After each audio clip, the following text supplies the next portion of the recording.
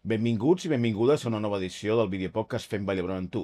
Som al restaurant Arrels, jo sóc el Frank Garcia i avui ens acompanya la doctora Helena Carreras, cap del Servei d'Obstetrícia i Ginecologia de l'Hospital Universitari Vall d'Hebron. Doctora, gràcies per ser aquí amb nosaltres. Gràcies a vosaltres.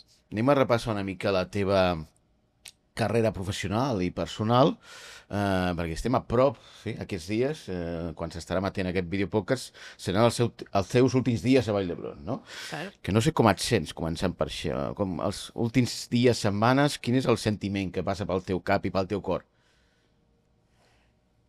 És un sentiment una mica estrany, Fran, perquè de vell enllà no es pot passar i algun dia t'has de jubilar. Per tant, 65 anys, 30 de maig, s'acaba.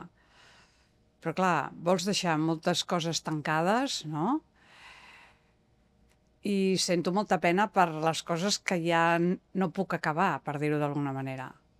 Però no sé com dir-ho. Me'n vaig per la porta gran.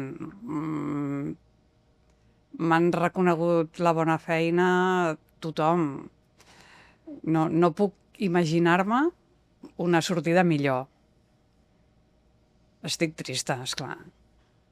És una etapa molt bonica que he gaudit a cada instant. O sigui, no recordo ni un sol dia d'haver treballat aquí a l'hospital, de mirar el rellotge i dir, hòstia, encara no és l'hora, no? Al contrari. O sigui, són hores i hores i hores i hores que han passat volant i precioses, vaja. Estic segur que aquesta conversa serà igual, no mirarem el rellotge. Anem a començar des del principi, potser, no? Al principi a mi m'agrada sempre... Per què et dediques al que et dediques? Com va néixer aquesta vocació teva de dedicar-te a la medicina? No, primer a la medicina, no? De fet, quan era jove, jo volia ser veterinària. En aquell moment no hi havia facultat de veterinària a Barcelona, havies d'anar a Saragossa, ho vaig anar descartant. Llavors vaig passar, em sembla, una època de medicina psicosomàtica. Però després, com que militava amb un grup de dones de l'Associació de Veïns de Gràcia, Aquí començava ja la teva militància, eh? i sí, el feminisme es porta a la sang ja. I em va semblar que obstetrícia i ginecologia potser era una especialitat on em podia dedicar a la cura de les dones. I així va ser. Ja vaig fer la carrera amb aquesta idea. On vas estudiar? Al clínic, a l'Hospital Clínic, i durant els estius anava a l'Institut de Xeus, de voluntària, diguem-ne, doncs a fer parts i quiròfan i... Bé, de manera que quan vaig aprovar el MIR em van reclamar des de Dexeus i vaig fer l'especialitat a Dexeus. Després m'hi vaig estar uns quants anys, 4 em sembla, i aleshores em van venir a buscar des de Vall d'Hebron, vaig fer el canvi. Quin any va ser? Això va ser l'any 91, segle passat. Molt bé. Fa poc. Fa poc. I ja m'hi he quedat. Des del 91. Des del 91. On vas començar el 91? Què vas començar fent? Vaig llegir la tesi doctoral l'any 91. Vaig començar amb el que... La meva especialitat a Dexeus, que era l'ecografia obstètrica, que és l'ecografia d'embaràs. I una cosa molt bonica és que quan vaig per l'hospital m'aturen moltes dones, infermeres, doctores, i m'expliquen: doctora, tu em vas fer l'eco del meu nen. Sí, el teu nen què? Doncs 24. Bueno, no està mal. I està tot bé. Sí, molt bé. Sí, i em fa il·lusió que al cap de tants anys la gent encara recordi l'ecografia d'embaràs, no? Això són aquestes petites satisfaccions personals que, bueno, que et fan il·lusió, vaja. Podries dir quantes dones han passat per les teves mans? Milers. Milers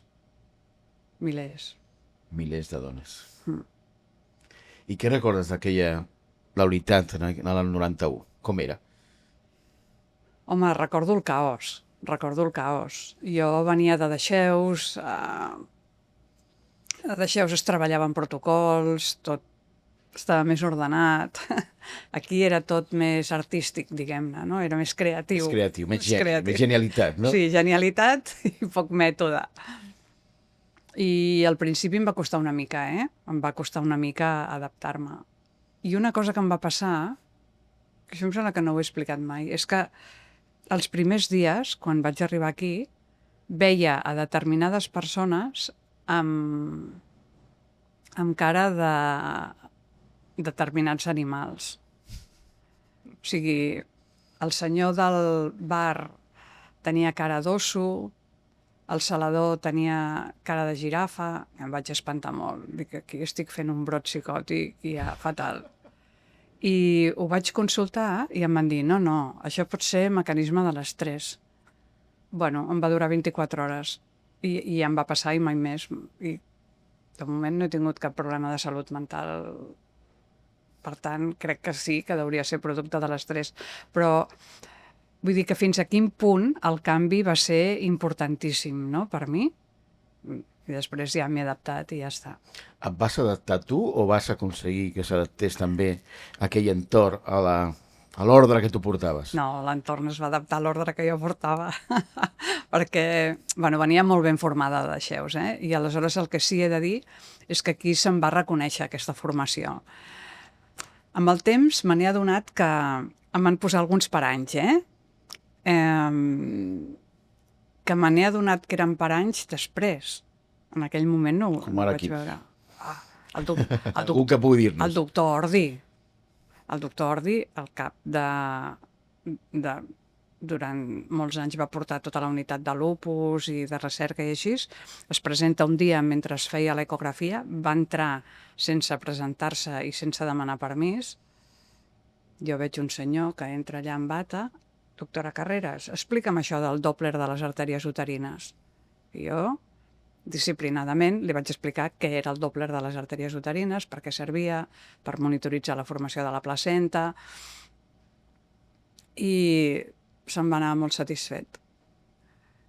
I després vaig saber que era el doctor Ordi, i vaig pensar, bueno, Carreras, no està mal l'examen que t'han fet, I com aquestes, doncs unes quantes d'aquestes.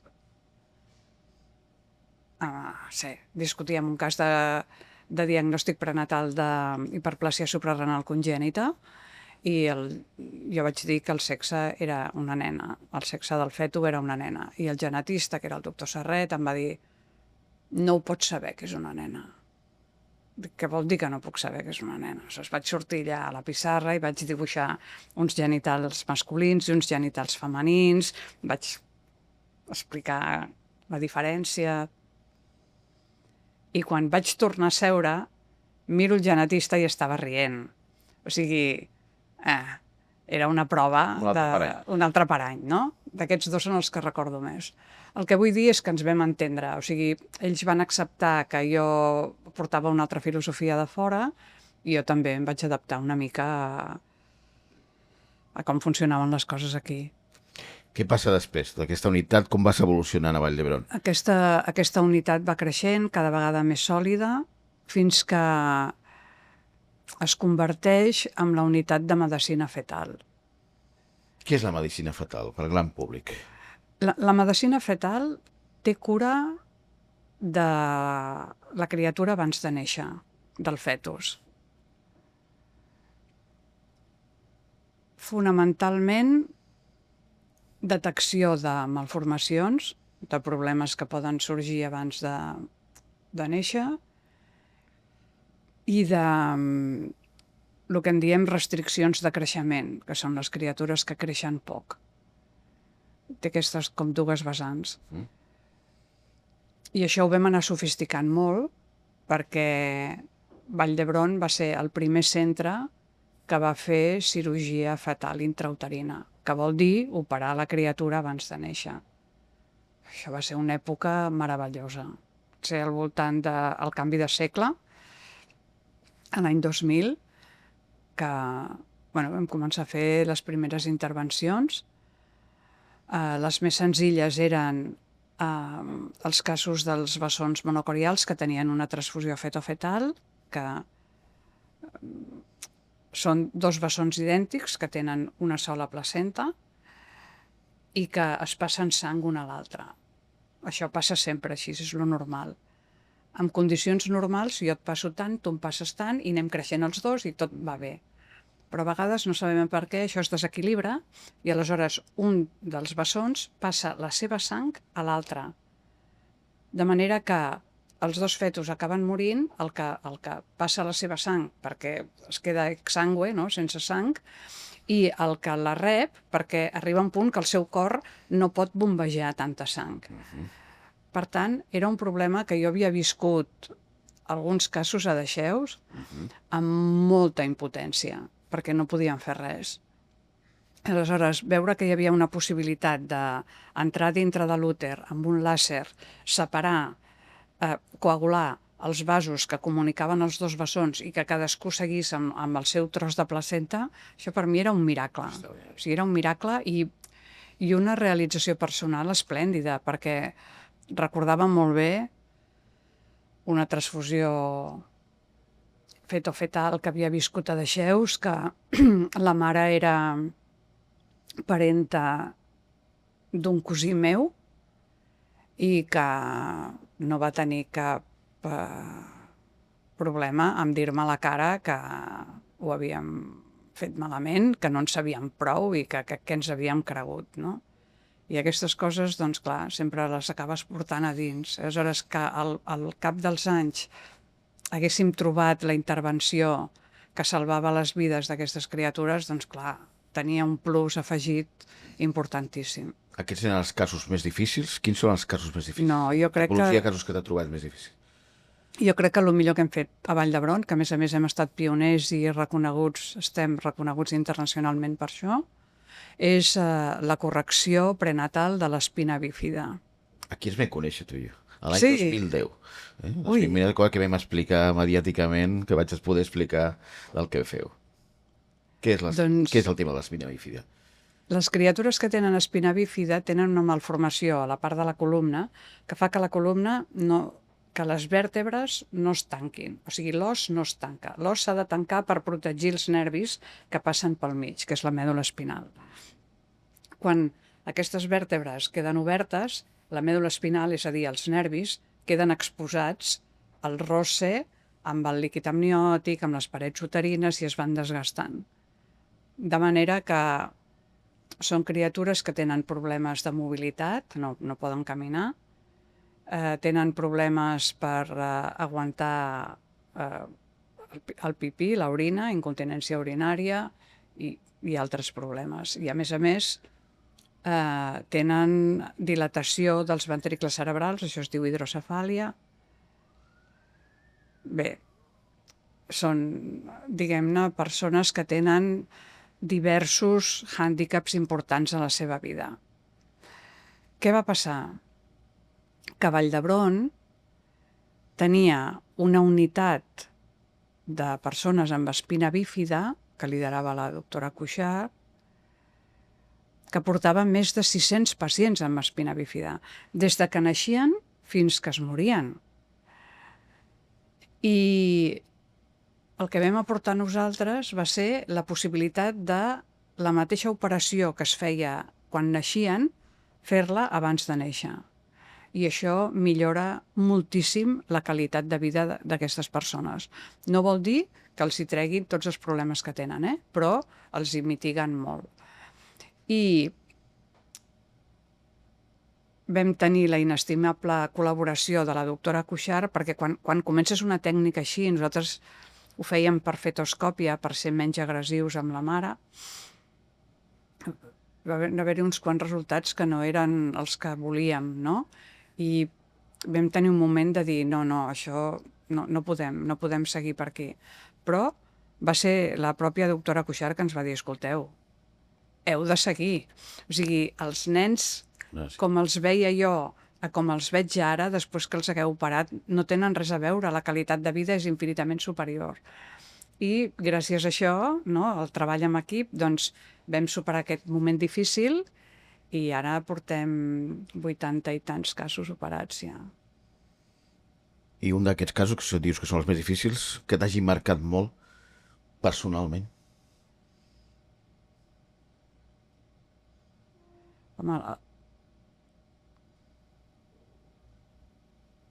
diria que tots. Potser el cas del Borja, perquè els pares han sigut molt agraïts envers nosaltres.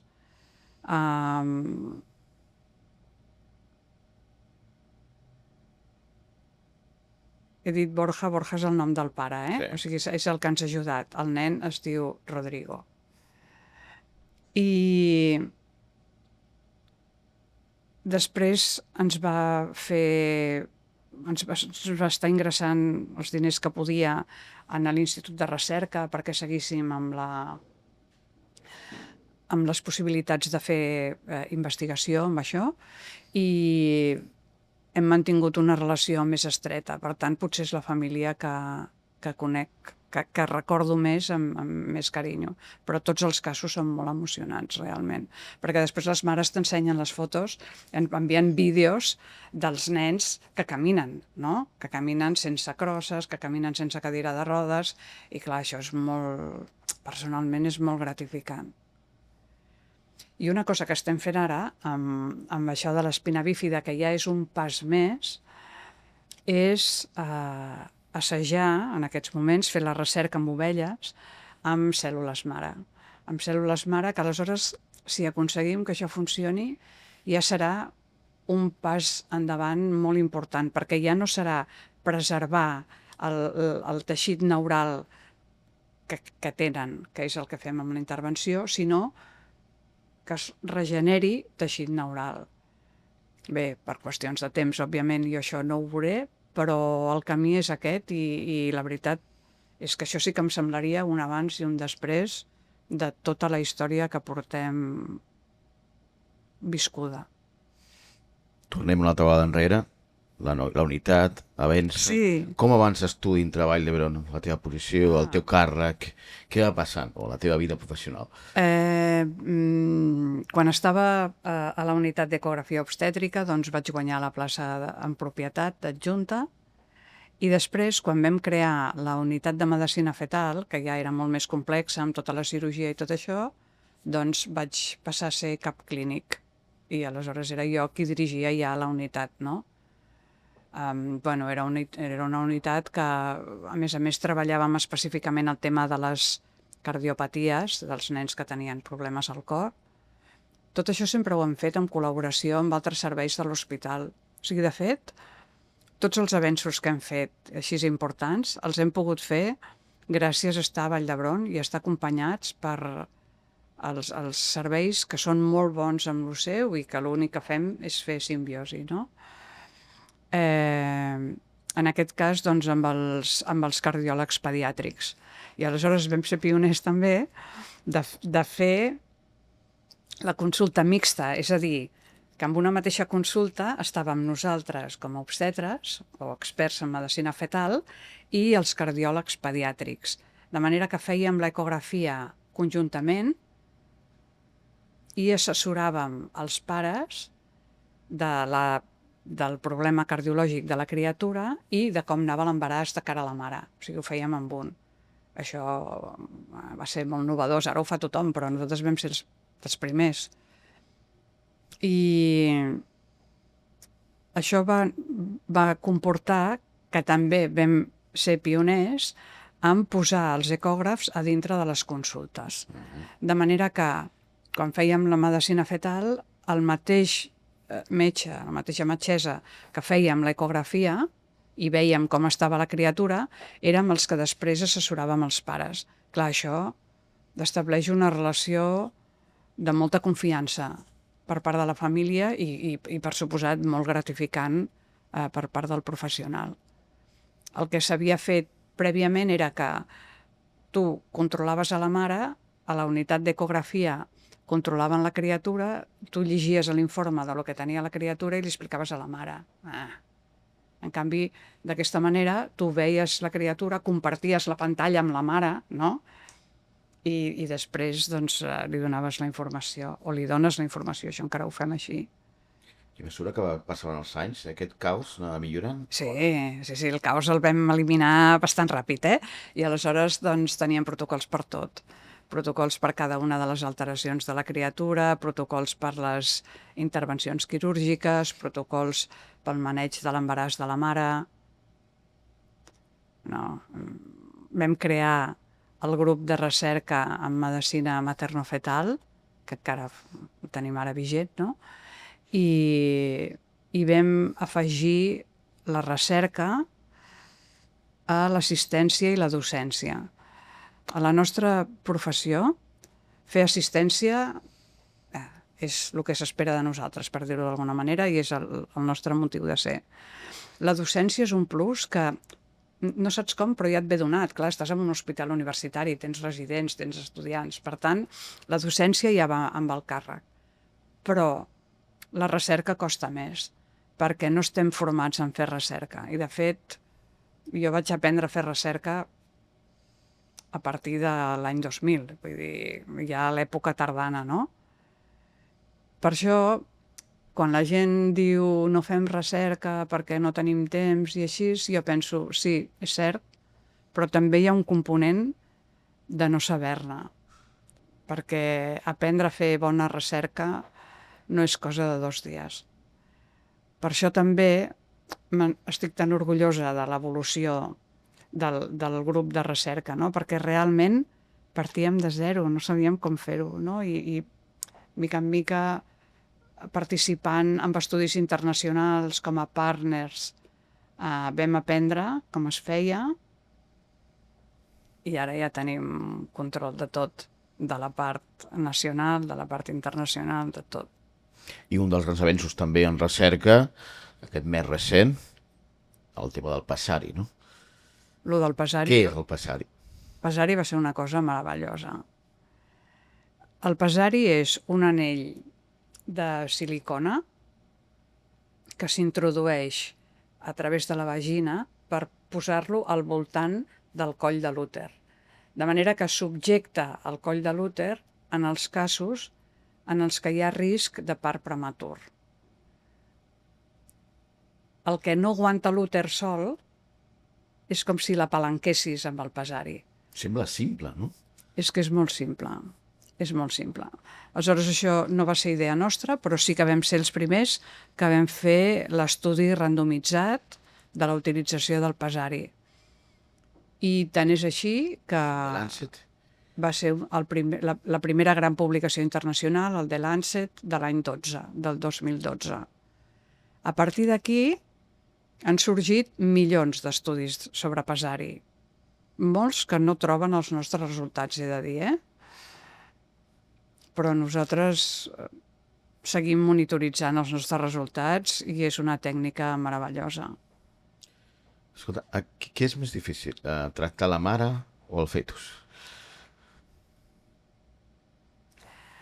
El que hem vist és que és un pack. O sigui, tu no pots tractar el fetus sense tractar la mare. Has d'entendre que quan amb una mare, amb una parella, els hi dius que alguna cosa no va bé, clar, tota la idea aquella del fill perfecte, totes les il·lusions, tot això se'n va per terra, de cop. Durant molts anys, l'única solució que podíem oferir era o bé tractar les criatures quan naixien, bé fer una interrupció legal de l'embaràs, i ja està. O sigui, o caixa o faixa. O sigui, o segueixes amb el que hi ha o interrompim. Quan li vam poder afegir la tercera pota de la cirurgia prenatal, que és una pota petita, però per nosaltres com a professionals també va ser una cosa meravellosa, no? No tan blanc o negre, sinó podem fer una cosa diferent i podem oferir-la. El tema de la interrupció de l'embaràs també és un tema que ens ha acompanyat al llarg de tots aquests anys. Les interrupcions legals d'embaràs que fem aquí o que hem fet durant tots aquests anys eren les de malformacions fetals i Al principi només es podien fer durant el segon trimestre, al voltant de l'ecografia de 20 setmanes, que és quan es detecta la malformació, però després la llei va canviar i es poden fer durant tot l'embaràs, sempre i quan un comitè digui que aquella malformació és greu i incurable. O sigui, els pares ho han de sol·licitar i el comitè ha de dir que és greu i incurable. Si té cura o no és greu, no es pot interrompre. Però clar, això vol dir que els casos més desesperats, que són els casos que segur que tenen seqüeles de la criatura al llarg de tota la vida, doncs es poden aturar si la mare ho desitja. Expliquem casos complicats, que és el que Vall d'Hebron sempre soluciona, però també tenim parts sense complicacions, no? Sí, i amb això... Deixa'm explicar-ho també, no? Sí, perquè ho estem fent molt bé. En el sentit... Ara explico per què. Quan vaig venir aquí a Vall d'Hebron, la manera de donar llum de les dones no era la que és ara. O sigui, es feia... Era caos. Era caos, molt d'art, molt poca ciència, molt poc respecte per la dona, molt poc respecte per la dona, molt poc respecte pel sòl pelvià de la dona. El sòl pelvià és la part de baix de la pelvis que té relació després amb la incontinència urinària. No sé, no ho feien bé.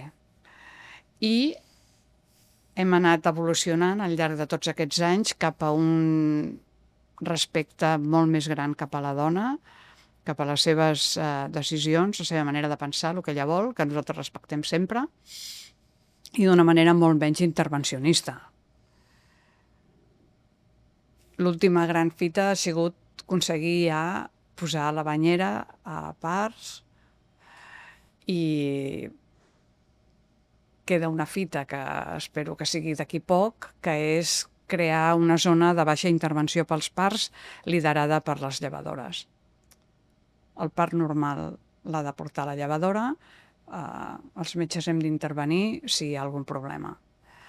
Arribar a aquesta conclusió no ha estat fàcil, perquè tradicionalment doncs, hi ha hagut un cert enfrontament entre estaments, que claríssimament quan vaig arribar aquí no... era una pugna terrorífica, i aleshores hem reconvertit això a la col·laboració. I això també, doncs clar, de com arribes a com te'n vas, doncs important la diferència. I aquest canvi de l'enfoc i del respecte de la dona té a veure amb que al capdavant, no dic a Vall d'Hebron, a tot arreu, d'aquestes responsabilitats hi havia homes i no tenien en compte això? Em sembla que sí. Que quan les dones arribem als llocs de responsabilitat tenim més facilitat per fer els canvis i més sensibilitat per fer-los. No vol dir que totes les dones ho facin i que tots els homes no ho facin. El que dic és que és més fàcil que una dona sigui sensible a aquests temes i, per tant, hi treballi més. I d'aquí ve el teu paper, i lliguem amb els teus inicis militants, no? Sí. El teu paper important, el teu rol com a la importància, per donar-li més importància al gènere en salut, no? Sí, claríssimament. Quins avenços hem tingut en aquests anys, en general, i a Vall d'Hebron, sobre el gènere en salut? Que no és un tema ni feminista ni polític, sinó és un tema de salut. És un tema tècnic. És un tema tècnic. El que hem après amb els anys, que no sabíem fa 10 anys, és que la malaltia es comporta diferent, determinades malalties es comporten diferent amb els homes i amb les dones, entenent per homes individus XY, dones XY, després sexe no binari. Això ha estat una sorpresa. O sigui, poso l'exemple que potser és més conegut, però que tothom entén a la primera, que és la manifestació de l'infart de miocardi. Tothom associa infart de miocardi amb dolor al pit i i radiació del dolor al braç esquerre. Això només es dona amb els homes. A les dones la sintomatologia és molt més florida, el dolor pot haver estat 24 hores abans, és un dolor que s'irradia més a l'esquena i la dona el que té és una sensació de neguit, o sigui, no sap què li passa. Es troba malament, no? Si quan una dona va a urgències i explica això, en lloc de fer-li un electro, se li dona un ansiolític, que és el que ha passat moltes vegades, es moren més dones que homes amb infarts de miocardi. Aleshores, la nostra obligació, primer, és saber-ho i després transmetre-ho. Transmetre-ho als nostres companys, transmetre-ho als estudiants de medicina, perquè és igual que siguis feminista o no. O sigui, tu has de saber que la manifestació de l'infart de miocardi en la dona és diferent i, per tant, has d'actuar de manera diferent. Aleshores, això, que semblava que era una cosa que afectava el cor i tal, hem vist que afecta a tots els sistemes. Aleshores, hi ha diferències amb tot, amb el trasplantament, amb les infeccions, amb la resposta als fàrmacs. En general, les dones tenen molts més efectes secundaris de fàrmacs, especialment els quimioteràpics que fem servir per la malaltia oncològica, pel càncer. Clar, aleshores això ho hem de tornar a repensar tot i tornar-ho a investigar. Podria ser que les dones necessitessin una dosis més petita que els homes perquè metabolitzen els quimioteràpics de manera diferent? Possiblement, però ho hem d'estudiar.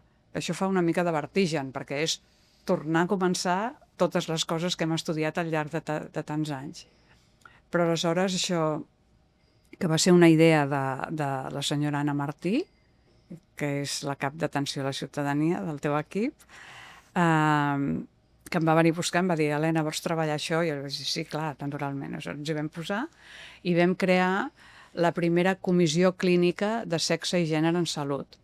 I ara ja n'hi ha 5 per tot Catalunya, més la primària 6, tothom treballant amb aquesta línia. I això, bueno, unit amb el Consell Assessor de Polítiques de Gènere del Departament de Salut, que jo presideixo en aquests moments, doncs clar, fa una estructura per treballar aquest tema molt potent, que no té cap altre país, per cert. I s'estan aconseguits els resultats a nivells polítics? T'estan escoltant? Doncs Déu-n'hi-do, perquè els arguments són tan aclaparadors, diguem-ne, que ningú pot dir que no. No sé. Recordo quan ho vaig anar a explicar al director del CatSalut, que el primer que em va dir és escolta, que jo tinc una dona i 2 filles. Doncs sí, tens una dona i 2 filles que si no fem avançar això no es beneficiaran d'aquest nou coneixement, no? Vull dir que tothom, quan ho expliques, tothom se sent interpel·lat. Si ets dona, perquè t'afecta directament, però si ets home, perquè estàs envoltat de dones sempre. Tornem una altra vegada enrere amb aquesta doble via que estem fent de present i passat, Sí. quan et fan cap de servei. Ah, sí, sí. Què passa? Com t'ho prens? Què t'esperaves? Com canvia la teva vida professional i personal? I què passa aquí dintre quan et fan cap de servei? Bueno, no era el meu objectiu convertir-me en cap de servei. Això és molt típic de les dones, diguem-ne, no? Que anem fent i ens anem trobant les coses. Aleshores, bueno, la direcció en aquell moment m'ofereix ser cap de servei i vaig acceptar. Comença una nova etapa. O sigui, a nivell pràctic, canvies de feina, perquè la feina de cara a cara amb el malalt és una feina, la feina de gestió i de gestió de persones n'és una altra. A vegades no en som prou conscients d'això, perquè ens pensem que qui fa molt bé el cara a cara amb el pacient és molt bo després liderant un equip.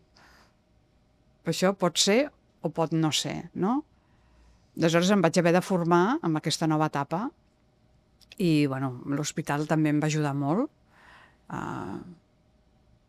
L'ICS també està fent un programa, que encara el fa ara, de lideratge en femení esplèndid, amb un programa de mentoratge que funciona molt bé.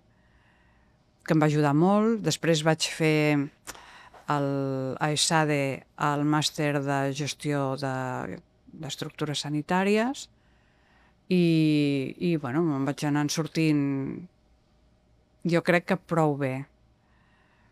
En aquell moment tothom em preguntava, però renunciar a aquest contacte directe amb la pacient, tu que l'has gaudit tant, no? Com ho portes, això?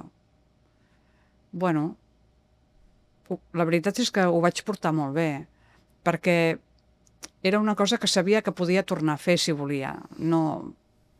I en canvi, canviar com de feina, no? Que va ser el que va ser, doncs era un repte que m'agradava. Què és més difícil, portar pacients o portar equips? Són dues coses diferents. Hi ha més gent que sap portar pacients que gent que sap portar equips. A tu què se't dona millor?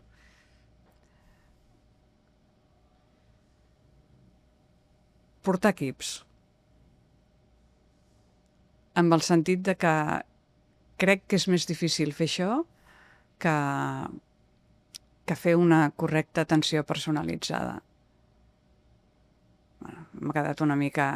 Però bueno, sí. És el que penses? És el que penso, sí. No ho havia pensat mai, però ara que m'ho preguntes crec que sí. Sí, perquè has parlat de preparació que vas fer per portar els equips, però no vas fer preparació per poder parlar amb les persones, amb els pacients, amb les famílies d'això? Et preparaves també? No. I aleshores això també és una cosa que hem anat aprenent al llarg dels anys que em sembla meravellosa. És a dir, al principi, quan vaig arribar aquí a Vall d'Hebron, tot era top-down, no? O sigui, el metge mana i vostè fa el que jo li dic. Que això avui en dia és impensable, però és impensable perquè hem fet una evolució, no? Hem fet l'evolució de posar la pacient al mig, al centre, i aleshores, bueno, li consultàvem les coses a la pacient ens consultava, ens contestava, però ara estem en una fase superior, meravellosa, jo crec, que és la fase de treballar conjuntament pacients i professionals. Això és el present i per suposat que és el futur. És a dir, el pacient sap què és el que li convé i el que no li convé i nosaltres tenim el coneixement. Per tant, és perfecte si treballem conjuntament, no? Això vol dir que s'ha de donar més protagonisme al pacient, que l'ha d'acceptar, a vegades hi ha pacients que no volen, i que els professionals ens hem de treure una mica l'ego, i escoltar més el que diu el pacient. I d'aquí sorgeix també un programa molt pioner de Vall d'Hebron, que són les decisions compartides. És a dir, en aquells casos que pots escollir una cosa o l'altra, al fer una cosa o l'altra segons les preferències del pacient. Amb una apendicitis no es pot fer una decisió compartida. O operes o et mors, no? Per tant, aquí no hi ha possibilitat. Però amb induir o no induir a les 40 setmanes, doncs sí. I aleshores li preguntem a la pacient què és el que vol, amb una metodologia molt ben delimitada, no? De passar una informació, discussió, la pacient s'ho pensa, després t'ho torna a dir i es decideix. Estem fent 70 anys, que per cert avui estrenem nova imatge de fons. En aquests anys teus a Vall d'Hebron, relativament pocs, però alguna dècada. Molts. Com has vist l'evolució de l'hospital, de les direccions respectives que has vist passar? Encara ho ets, bueno, no sé si encara ho ets o has deixat de ser-ho ja en les últimes setmanes, representant dels caps de servei, no? Per tant, amb aquesta responsabilitat també de tenir aquesta entrar directadíssima a la gerència per manifestar els vostres neguits. O sigui, com has vist l'evolució en aquestes dècades de Vall d'Hebron? Difícil, resumir-ho, però he vist globalment una evolució superpositiva amb el sentit de integrar el pacient i de procurar millor assistència, que en definitiva és del que es tracta. He vist una milloria de la recerca espectacular, també, i potser destacaria el que s'han fet coses importantíssimes de cara a la seguretat del pacient, per exemple, no? Coses que abans ni es tenien en compte. Seguretat del pacient, el mateix Consell de Caps, com tu dius, que té accés a les direccions per ser enllaç entre els caps de servei i la direcció. Diria, si hagués de resumir, que he vist una democratització de l'hospital en tots aquests anys i que, per suposat, la valoro molt i molt positivament. El millor moment d'aquests 30 i pico anys a Vall d'Hebron? El teu millor moment? El meu millor moment, El dia que més contentes te'n vas anar a casa? el dia que vam fer el castell. Què és el castell? Quan jo ja estava, em faltava un any per jubilar-me i L'any passat? l'any passat, això. L'any passat va ser el millor dia dels teus 30 i pico anys a Vall d'Hebron? Aquest any ha sigut. Ah, Però t'explico per què. Perquè tradicionalment aquí érem dos serveis, el servei d'obstetrícia i el servei de ginecologia. Obstetrícia vol dir tot el que està relacionat amb l'embaràs, part i postpart, la reproducció assistida també. I la ginecologia és tota la malaltia de la dona fora de l'embaràs. I érem dos serveis diferents, que cadascú anava per la seva banda, i, bueno, diguem-ne que podíem millorar la relació. I el gerent em va cridar i em va dir que havia de fer la fusió entre els dos serveis. I això és el que m'he dedicat a l'últim any de la meva carrera professional. I això sí que ha sigut un repte a nivell personal de que un equip molt ben configurat, que era l'equip d'obstetrícia, s'havia d'integrar amb un grup que no funcionava tant com a equip. O sigui, eren com dos nivells de relació. I aquí, doncs sí que he hagut de posar tots els coneixements adquirits i les meves capacitats personals, no?, per aconseguir aquesta unió. I aleshores vam fer una activitat de team building, que va ser anar a Vilafranca del Penedès a fer una activitat que tenen els castellers ja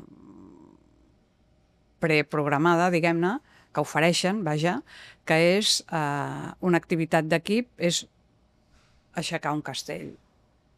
I aleshores ho vam dir molt de temps, tothom es va poder organitzar la consulta, la família, tot, per anar una tarda a Vilafranca del Penedès a que ens ensenyessin a fer castells. van anar tots, els obstetres i els ginecòlegs. Sí, tots. Sí, tots. Qui no va venir es va disculpar 30 vegades. Bueno, sempre hi ha imponderables, però no vam anar tots. I aleshores l'activitat final va ser aixecar un castell, amb l'ajuda dels castellers, Van venir 3 castellers, però nosaltres vam fer la pinya i el primer pis. I els castellers van fer el segon i l'enxaneta i tot això. A quin pis estaves tu? Vam fer un castell de 4, però amb músics i tot, que van tocar, va ser espectacular. Aleshores, en aquell moment, quan estàvem tots a la pinya i aixecant el castell, sí, potser va ser el moment culminant, sí. Jo ja hagués acabat aquell dia. I el pitjor moment? El pitjor moment, sí, claríssimament també. El pitjor moment, uns bessons que vam operar de transfusió fetofetal, que no van anar bé, i les 2 criatures van sobreviure, ara sí ja són grans, i són 2 nois amb molta discapacitat. I no sé, tu saps que no tots els casos van bé, però aquest ha sigut un cas especialment dolorós. Potser perquè eren 2, perquè els vam operar abans de néixer, no sé, per tot això. I què passa quan aquest pitjor moment, com ho portes després? Aquell dia, els dies posteriors, a la feina, a casa. Passes molts mals moments, dedicant-te a això.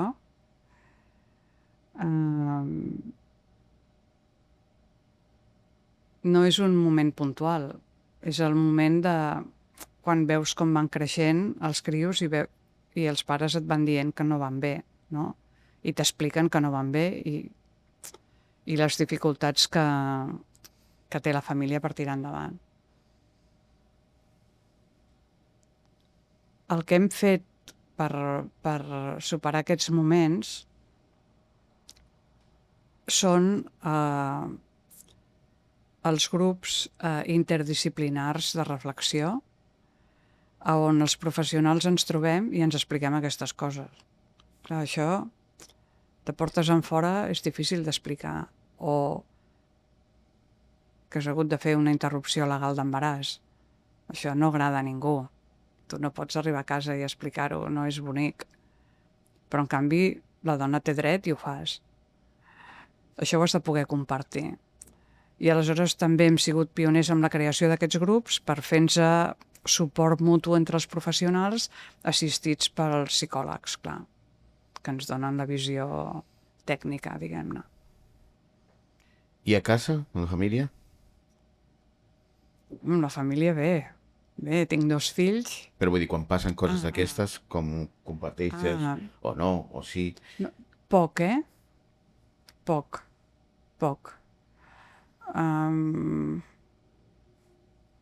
Perquè intentes també les coses dolentes de la feina que es quedin a la feina també. No les pots portar a casa. És obvi que el teu estat d'ànim el transmets a casa, però intentes separar. Què t'agrada fer amb el teu temps lliure? A casa, per distreure't d'això, per separar una mica els dos mons, no? El que he fet durant tots aquests anys, era... estava moltes hores a l'hospital, moltes, i aleshores... Ara passes menys? Ara ja acabaré. No, però vull dir que estàs passant menys hores? Bueno... És difícil, no? Sí, perquè si estàs al ball has de ballar, clar, no? I aleshores quan surts... per això parlàvem passat, dedicava molt de temps a la família.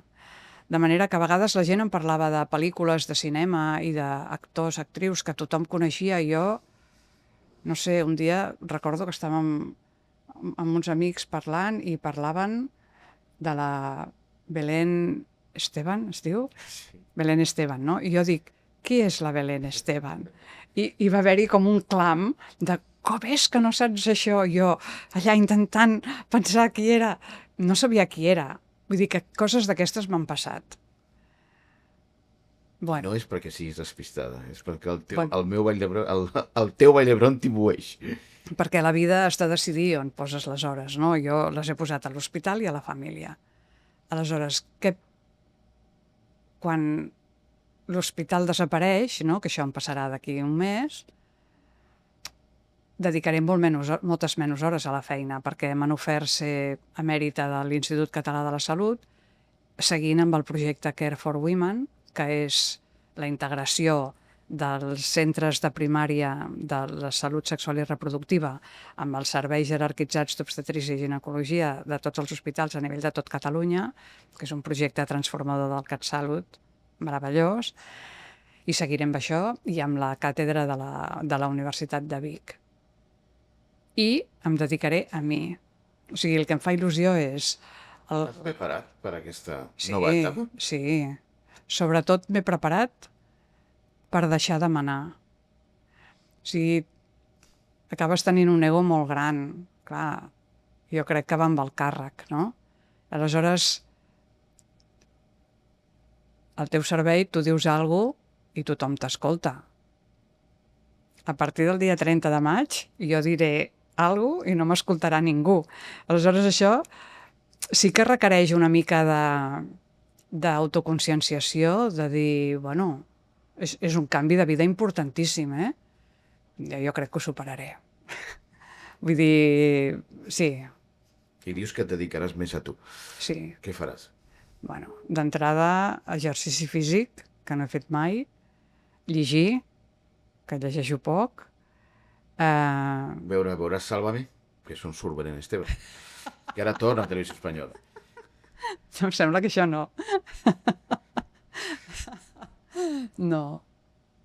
Però caminar molt, m'agrada molt fer trekking, suposo que viatjar, no sé, ja ho veuré. Sobretot, el que sé és el que no faré. O sigui, el que em fa il·lusió és no llevar-me a 6:15 del matí. Això sí que és una cosa que em fa molta il·lusió. O sigui, no sé, llevar-me doncs, a les 7, a les 8, no? Però a les 6 ja mai més. Quin consell li dones a la gent del teu equip que es quedarà sense tu? La gent del meu equip està perfectament capacitada per seguir sense mi, eh? O sigui, me'n vaig super tranquil·la amb això, perquè són molt bons. I crec que tot aquest procés de transformació, de respecte cap a la dona, això ja ho tenen integrat. Saps què vull dir? Que no... Ja està, ja està fet això. Seguiran i seguiran millor. Si els hagués de recomanar alguna cosa és que recordessin la pinya del castell i que en els moments difícils vegin que han d'anar tots a una. I la teva substituta, el que ocuparà el teu lloc, què li recomanaries? Que fes cas a la gent. O sigui que ho diuen tots els manuals, però quan t'hi trobes és veritat. La gestió de les persones requereix temps i requereix carinyo. I això no té res a veure amb que lideris com una mare. No. Té que veure amb el lideratge transformador. Per tant, no has de perdre temps dedicant a les persones, has d'invertir temps acompanyant a les persones de l'equip. Jo crec que aquest seria un bon consell. I a Vall d'Hebron? Què li aconselles a Vall d'Hebron? Que no pari. Vall d'Hebron té molt de talent. Vall d'Hebron té molt de talent. Per tant, ha de seguir. Ha de seguir i ha de seguir creient-se que és líder. Perquè és la veritat. O sigui, el que fas a Vall d'Hebron, després ho fa tothom. Doncs endavant. O sigui, sense por, assumir aquest lideratge i tirar-ho endavant. Doctora Carreras, estem acabant. Vas fer el pregó de les festes de Gràcia. Ah, sí. Què recordes això? Sí, pensaves quan vas començar aquí amb tot aquest caos que acabaries fent el pregó de les festes de la teva ciutat? Bueno, ets de Barcelona. Jo sóc de Barcelona i vaig viure uns quants anys, una bona colla d'anys a Gràcia, i aleshores em van demanar que fes el pregó. Jo, portes enfora, suposo que tinc la imatge de científica i m'ho van dir directament, que volien un perfil científic. Dic, doncs estupendo. I vaig fer el pregó i també va ser una experiència molt bonica. I l'any passat em van convidar a fer de jutgessa al guarniment de carrers. I també em va encantar. Bé, molt bé. Van posar el teu nom a una estació de metro. Ah, sí. L'any passat, també. Que tothom t'ha homenatjat, tothom ha reconegut el teu talent, la teva carrera, i nosaltres no podíem ser menys. Que estem al mes del teu... les últimes setmanes, els últims dies, no podien deixar de dir-te gràcies. Gràcies per haver fet Vall d'Hebron amb nosaltres tots aquests anys. Moltes gràcies, doctora, i un plaer haver-te entrevistat i un plaer haver-te conegut i tractat aquests anys, i ens veiem al futur. Moltes gràcies. Gràcies.